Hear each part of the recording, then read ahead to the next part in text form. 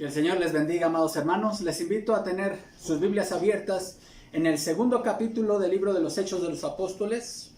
Hechos capítulo 2, que es nuestro pasaje base. Y vamos a dar lectura, voy a dar lectura a los versículos del 41 al 47. Dice así la palabra del Señor. Así que los que recibieron su palabra fueron bautizados y se añadieron aquel día como 3,000 personas y perseveraban en la doctrina de los apóstoles, en la comunión unos con otros, en el partimiento del pan y en las oraciones. Y sobrevino temor a toda persona, y muchas maravillas y señales eran hechas por los apóstoles. Todos los que habían creído estaban juntos y tenían en común todas las cosas, y vendían sus propiedades y sus bienes y lo repartían a todos según la necesidad de cada uno.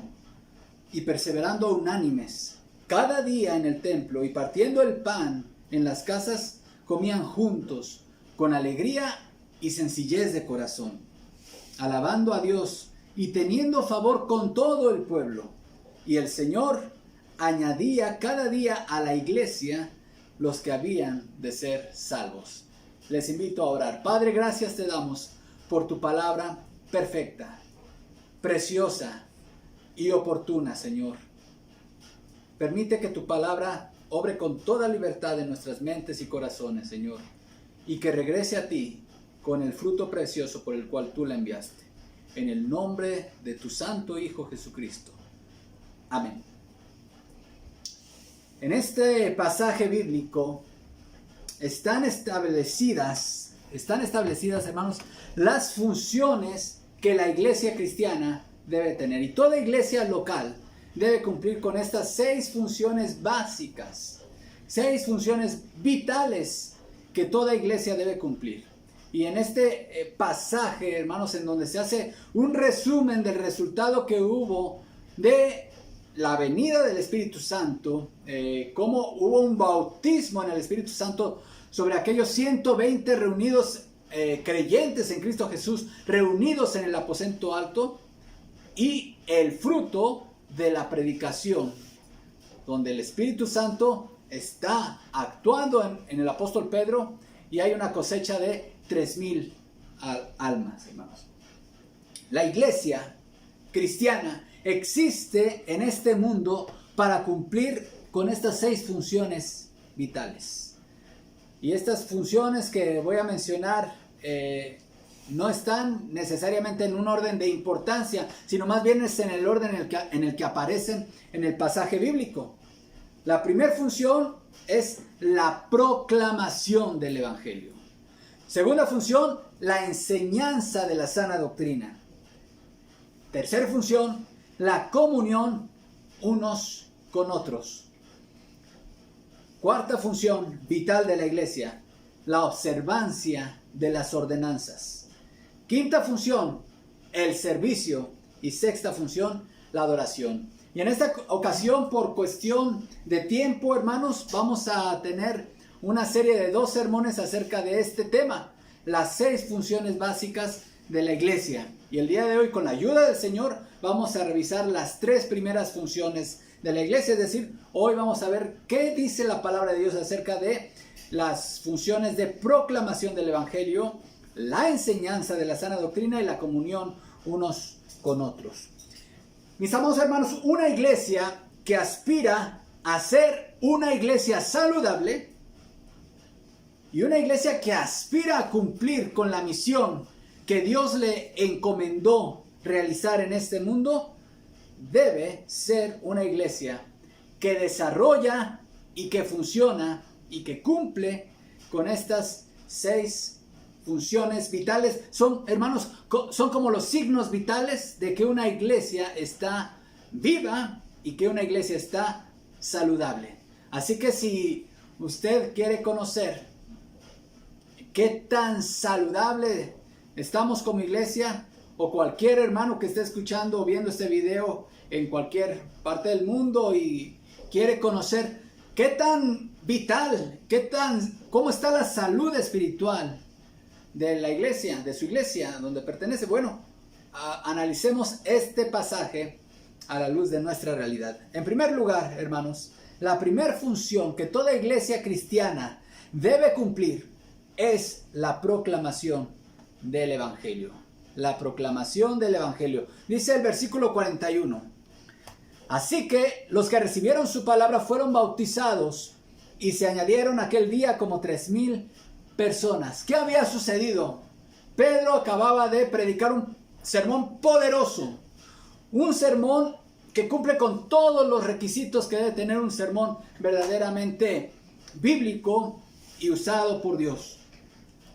Y hubo un llamamiento, hubo una confrontación a través del mensaje de Pedro con su audiencia.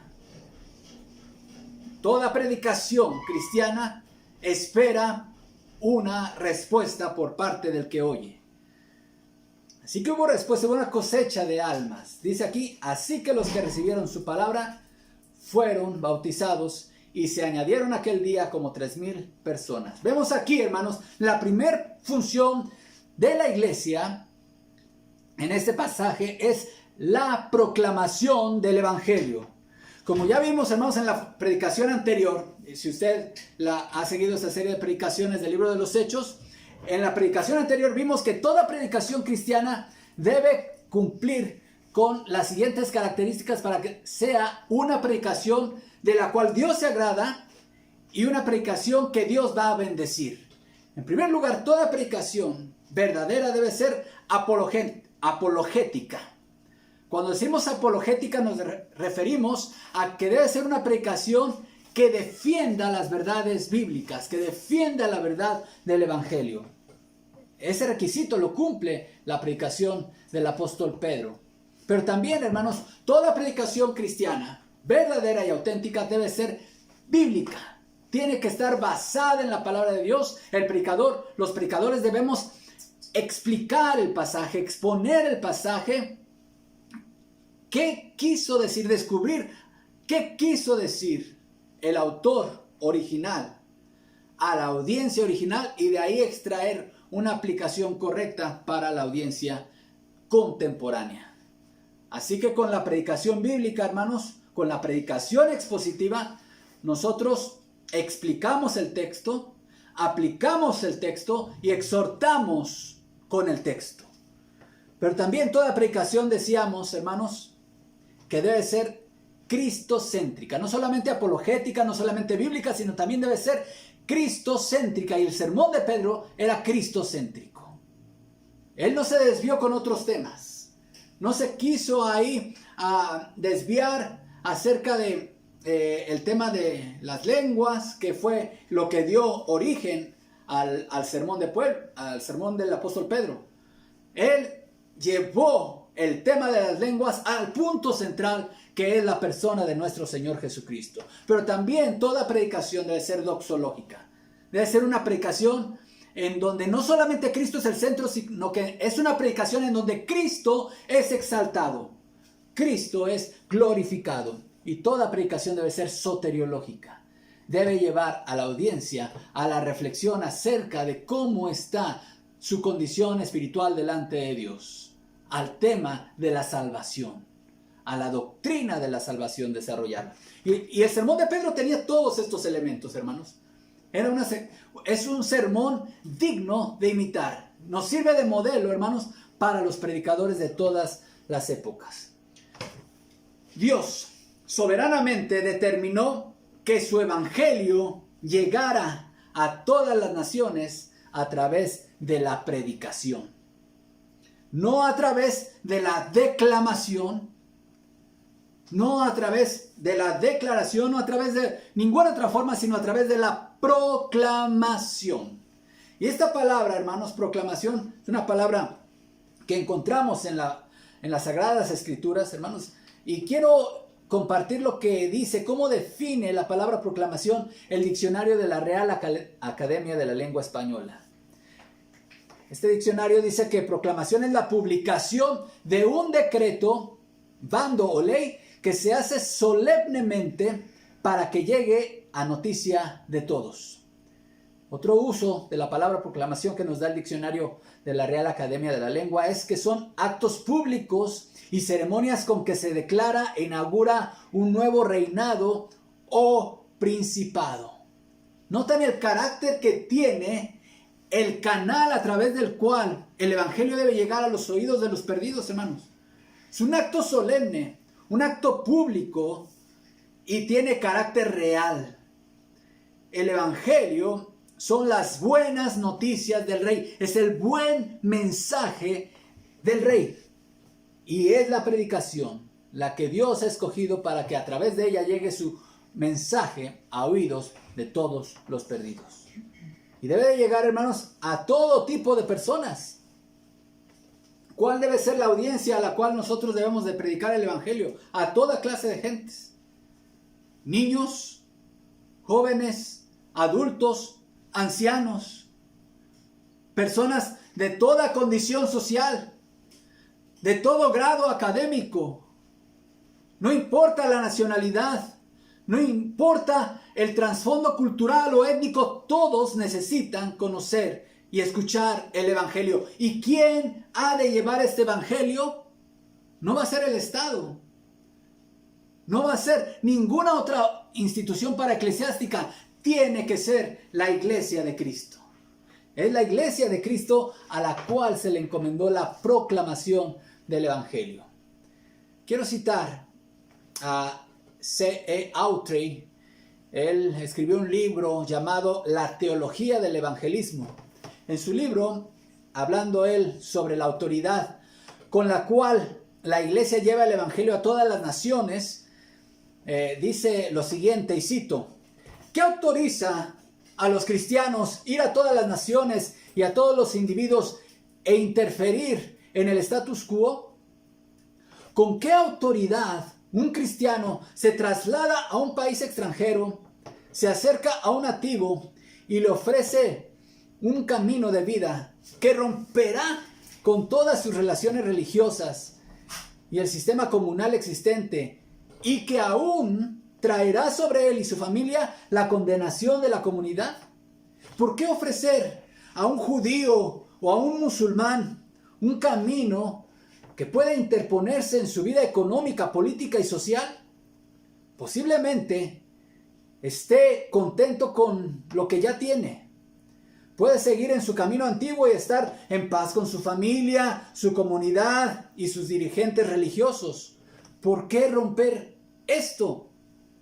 ¿Puede el evangelista presentar razones que justifiquen por qué toma esta decisión tan drástica? ¿Con qué autoridad lo hace? ¿Con qué autoridad? Sigue diciendo Autry, con no menos autoridad que la autoridad de Dios, quien creó a todos los hombres y desea que ninguno perezca, sino que todos procedan al arrepentimiento. Fin de la cita. Una iglesia que no evangeliza y que no está realizando esfuerzos y destinando recursos para la proclamación del evangelio, tanto en su comunidad como más allá de su comunidad, si en esa iglesia no está habiendo conversiones, no está habiendo profesiones de fe, no está habiendo gente que esté siendo discipulada, gente que baje a las aguas del bautismo, si en esa iglesia no hay una intencionalidad y un trabajo para sembrar otras iglesias, esa iglesia no está funcionando como una iglesia realmente saludable. Y de hecho, sería mejor que no existiera. Así que vemos cómo este pasaje de Hechos, hermanos, nos da una primera función vital de toda iglesia cristiana: la proclamación del evangelio. Pero vamos a ver una segunda función que nos da este pasaje y vamos a leer el versículo 42. Dice así la palabra de Dios, versículo 42: y perseveraban en la doctrina de los apóstoles. Esto nos lleva a la segunda función vital de la iglesia cristiana, que es la enseñanza y la capacitación de sus miembros. La iglesia existe, mis amados hermanos y amigos que me escuchan, la iglesia de Cristo existe para defender la verdad de Dios. Y existe también la iglesia para contrarrestar las ideas falsas que existen en el mundo acerca de quién es Dios y de su obra que ha hecho. Pablo, escribiéndole al joven pastor Timoteo, a quien había dejado en Éfeso para atender a algunos asuntos, dice lo siguiente respecto a la iglesia y a su función como defensora de la fe. 1 Timoteo 3, 14 al 16.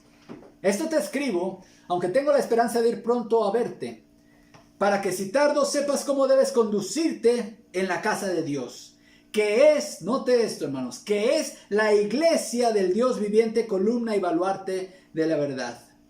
E indiscutiblemente, grande es el misterio de la piedad. Dios fue manifestado en carne, justificado en el Espíritu, visto de los ángeles, predicado a los gentiles, creído en el mundo, recibido arriba en gloria. Este antiguo himno, hermanos, resume las verdades del Evangelio, y esta era la verdad que debía sostener la iglesia y debe sostener la iglesia como fiel columna a través de toda su existencia, a través de toda su historia. La iglesia es la guardiana y sostén de la verdad del Evangelio. Así que la enseñanza bíblica en la iglesia es fundamental para la vida, fortaleza y buena salud de toda iglesia. Podemos decir, hermanos, de hecho, que un programa de enseñanza deficiente, una iglesia en donde no se valora la enseñanza bíblica y doctrinal, es una iglesia cuyos miembros están desnutridos espiritualmente. Son presa fácil para los lobos espirituales. De hecho, hermanos, Dios dotó a hombres, Dios instituyó ministerios en la iglesia justamente para desarrollar este ministerio de enseñanza. Y a los primeros a quienes Él colocó en la iglesia para este fin, hermanos, es a los pastores.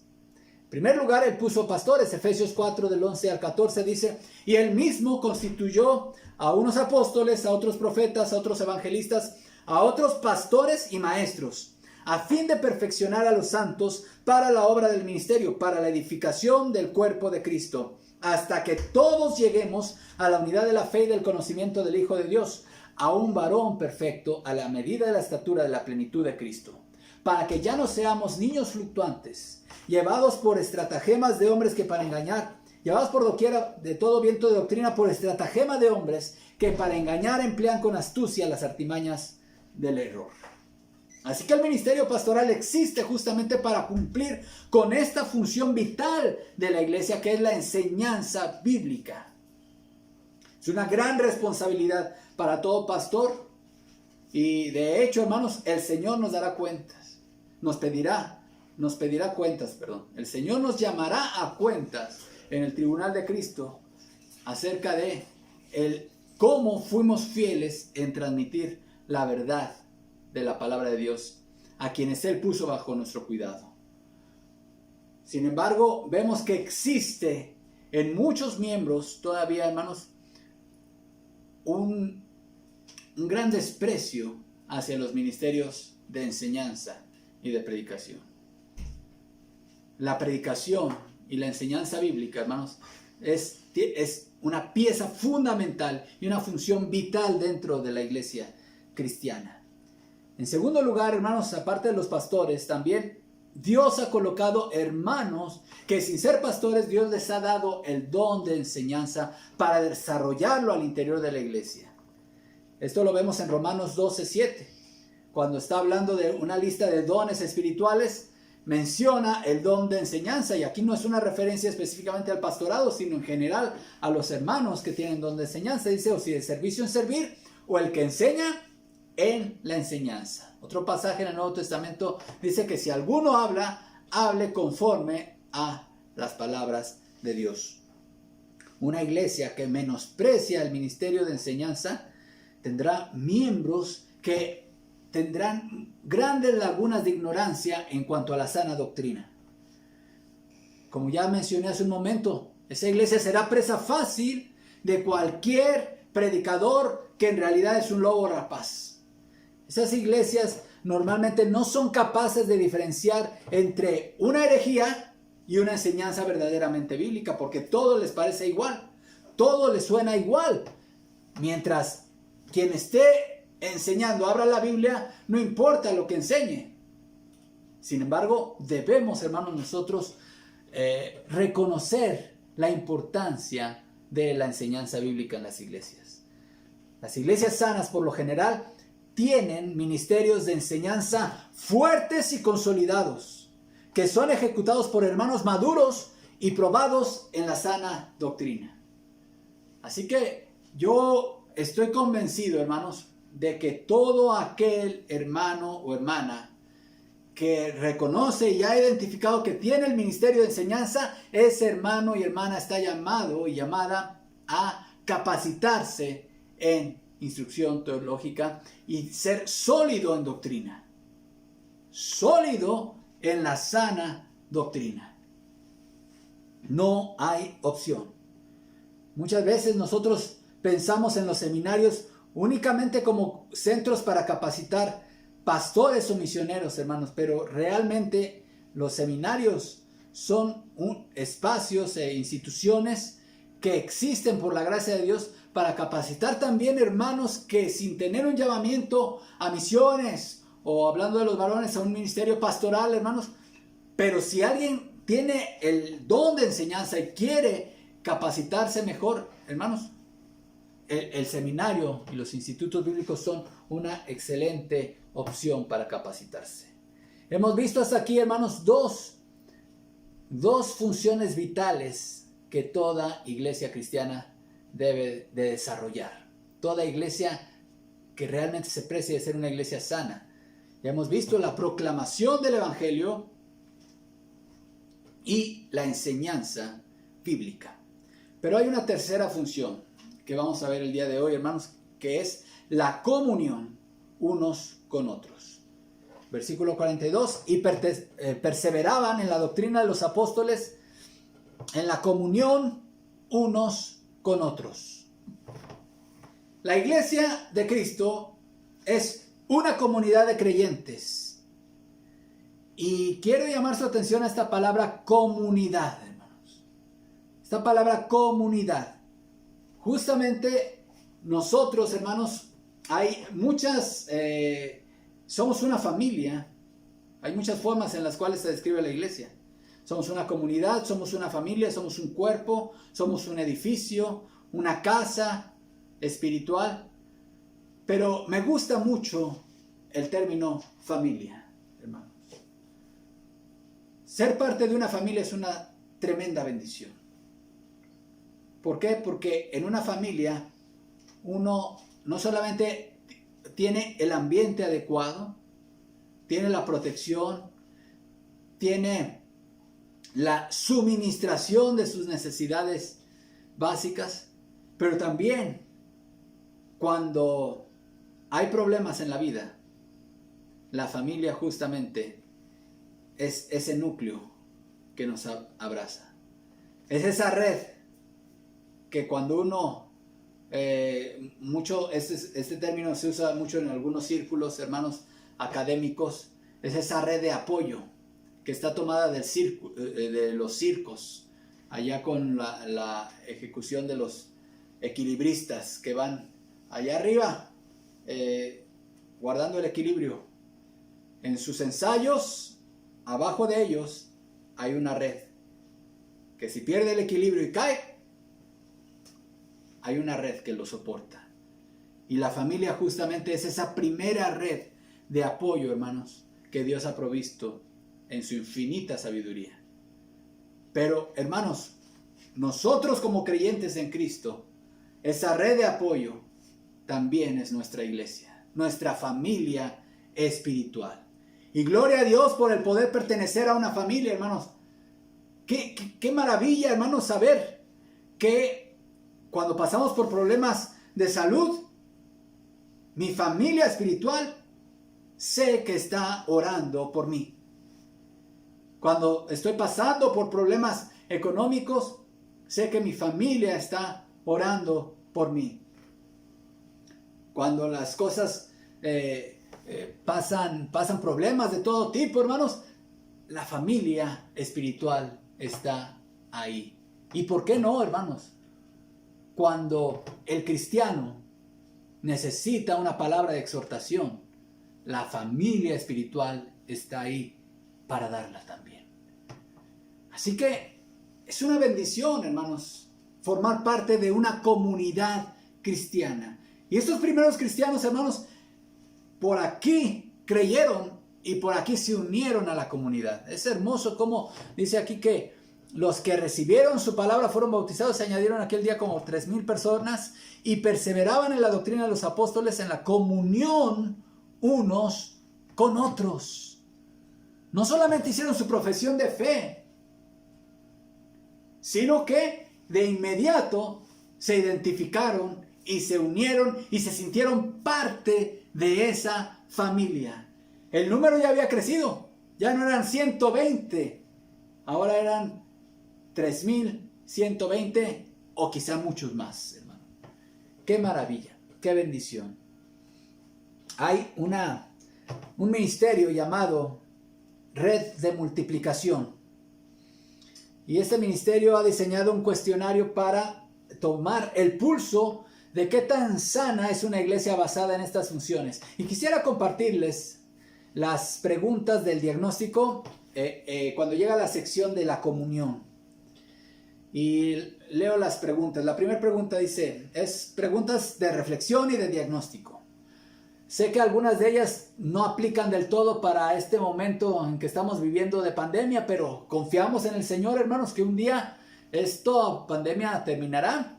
Y aunque se habla de una nueva normalidad, hermanos, confiamos en el Señor que pronto, cuando las autoridades así lo determinen, podremos reunirnos. Entonces esto está obviamente diseñado en momentos sin pandemia, pero vale la pena reflexionar en estas preguntas. Cito las preguntas y leo las preguntas de diagnóstico. ¿Los programas de la iglesia ayudan a que los miembros crezcan en sus relaciones amistosas unos con otros? Segunda pregunta. ¿Visitantes y miembros nuevos son bienvenidos intencional y calurosamente? Tercera pregunta. ¿Su iglesia tiene en acción un sistema efectivo para darle seguimiento a los visitantes? Cuarta pregunta. Cuando alguien visita nuestra iglesia, ¿se le devuelve una visita en esa misma semana? Quinta pregunta. ¿Nuestra iglesia tiene disponible buen cuidado pastoral y consejería adecuada para ayudar a los miembros con sus necesidades individuales y relacionales? Sexta pregunta. ¿Existe un compañerismo positivo dentro de nuestra congregación? Séptima pregunta. ¿Los hermanos se reúnen con cierta frecuencia para compartir comida juntos? Octava pregunta.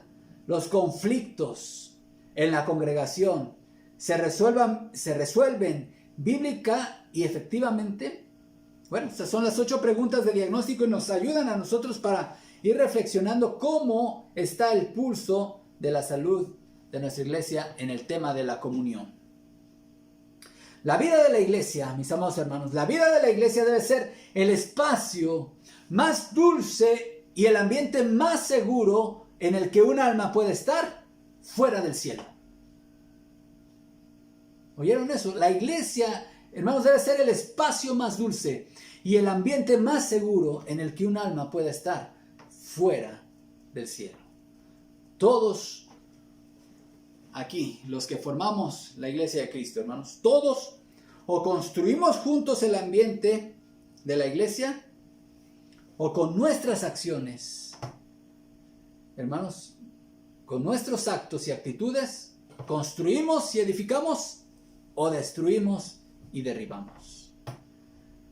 Quiero darles también algunas señales de que si alguien no está edificando la comunión en su iglesia local. Y señales de que no estás edificando la comunión en tu iglesia local. En primer lugar, cuando no te involucras en el trabajo sirviendo en la iglesia con tu don espiritual.